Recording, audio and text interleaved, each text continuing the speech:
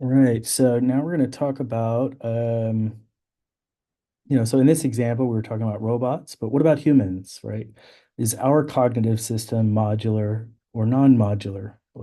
So in other words, to what extent does our system show modularity? What cognitive systems or functions or processes are modular and which are not? Um, and so to talk about this, people often use the word cognitive architecture, right? So architecture is about how parts of a building are designed, how they relate to each other. So you could think of a cognitive architecture as like, what are the components of the mind and how do they interact? How information is processed, such as through rules, heuristics, or algorithms. Mechanisms, what are the mechanisms for learning and generalization? And how is information stored and organized? Is it like symbolically? Are they symbolic representations? Should we use neural networks, right? Are they distributed representations, or is it some mixture of both? And there's a few architectures. There's actually many architectures, cognitive architectures. Here are the ones that probably the most famous, I think. So ACT-R, this is called uh, adaptive control of thought, rational, and then any kind of connectionist model. So that's going to be like a neural network model, which we'll talk about soon. The SOAR model, I don't actually know what this stands for, which is weird. So it's called that, but I don't know what it means. And then the Clarion model. And so these architectures are meant to be the thing that really sets cognitive architectures apart from a lot of other like simple models is these architectures are meant to be very, very general, right? So they're designed to support a wide range of cognitive tasks and behaviors across various contexts and domains, rather than being specialized for specific tasks. Usually, models are very specific and specialized, so cognitive architectures are not. And so, yeah, remember one characteristic of the human mind is its generality, right? So we have many tools to do very specific things, and even in nature, um, sorry, yeah, many tools, right? Many tools or technologies do very specific things. And even in nature, organisms are often extremely specialized, right? So usually like, you know, certain animals have certain skills that they're really, really good at, and they just use that skill to sort of exploit a niche in nature and right. In contrast, though, humans can do a lot of different things and work in a number of variable contexts, right? So we're much more flexible in general in what we can do. And so the idea is that if we can build a cognitive architecture that is successful, right, in predicting and explaining, then we can have some confidence that maybe this is how the human mind works, right? So it tries to predict our human behavior. And if it can predict human behavior reasonably well, then maybe it's a good model of how humans think. All right. Uh, so, uh, so there's sort of this idea that there's two kinds of things that we do, right? So there's like reflexes, and these are reflexes are things like, uh, hitting your patella tendon, right? Your knee. And they're reflexes that produce responses directly without any reasoning, interpretation, or any kind of intermediate stage, right?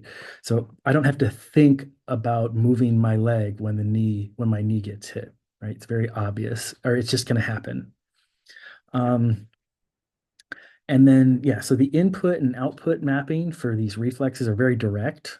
The reflexes are triggered by a specific stimuli and lead to immediate automatic responses, right? So you don't need to contemplate, how the reflex hammer tapped the patellar tendon in order to respond. You don't need to think about how hot a stove is before you move your hand from the stove top, right? You also don't need to consider alternative possibilities. You don't have to think what would happen if my knee was tapped with more force, or what would happen if the stove was hotter, right? These reflexes are sort of hardwired and innate, right? So the reflexes they bypass higher order cognitive functions, so you don't have to think. They don't involve any mental models or reasoning about the stimulus. It's a direct cause and effect relationship. And these reflexes are sort of consistent or more consistent with the behaviorist tradition back in the day, where it was just a stimulus response kind of thing, where you're just dealing with reflexes.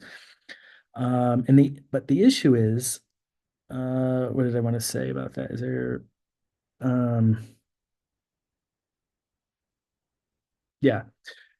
And so there that we can say that these reflexes are not computational, right? They can't be described as a transformation of information. You don't need to compute anything. It just happens.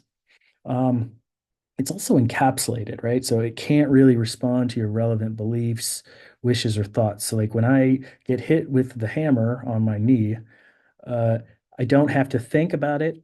I'm just going to move my knee. I also though, my knee will move regardless of whether I want it to, right? Or whether I believe it will or wish, right? It doesn't matter. So that's what I mean by encapsulated. It means it's informationally capsulated. It doesn't listen to my thoughts, my beliefs and wishes, for example. Um, but so the issue, though, is that much of cognition seems to be computational, right? We know that we do have reflexes, but there's also much of cognition is computational. It involves computation of some sort of reasoning through intermediate steps using representations and applying rules or knowledge to derive conclusions or guide behavior. Some features of cognition, such some features uh, of cognition is that it involves constructing and manipulating mental representations of the world, considering multiple alternatives, as well as the ability to adapt to novel situations by combining learned knowledge and reasoning. So these higher order cognitive processes, like such as planning a vacation, uh, these are more consistent with the cognitive tradition, right, of computation. So these sort of higher order cognitive processes are would be could be described as computational, right? So you're trying to manipulate the information, consider alternatives. Say if you wanted to go to the beach, you go, well, so and so doesn't like going to the beach, or blah blah blah, right? So you have to consider a bunch of different sources of information, and so you can think of that as computational. Um, but it's also not encapsulated, right? So it is responsive to our relevant beliefs, wishes, and thoughts. If I don't like the beach, or if I think that it's going to rain next week, maybe I wouldn't go to the beach, right? So that's what we mean. So there's on one end, right, we think of brute reflexes, and then on the other end, there's planning a vacation. And the idea is maybe there's a middle ground for this, right? And it can't be that so the argument is that it can't just be a series of brute reflexes. Thinking can't be a series of just brute reflexes. And one reason is it's the poverty of stimulus argument, which we talked about at one point.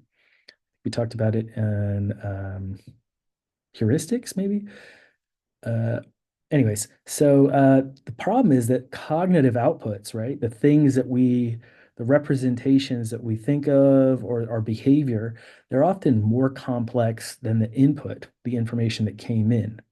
And so the idea is that, well, maybe there's complex cognitive processes are actually taking place rather than just some stimulus response reflex, especially in things like language and visual perception, because it's pretty complex.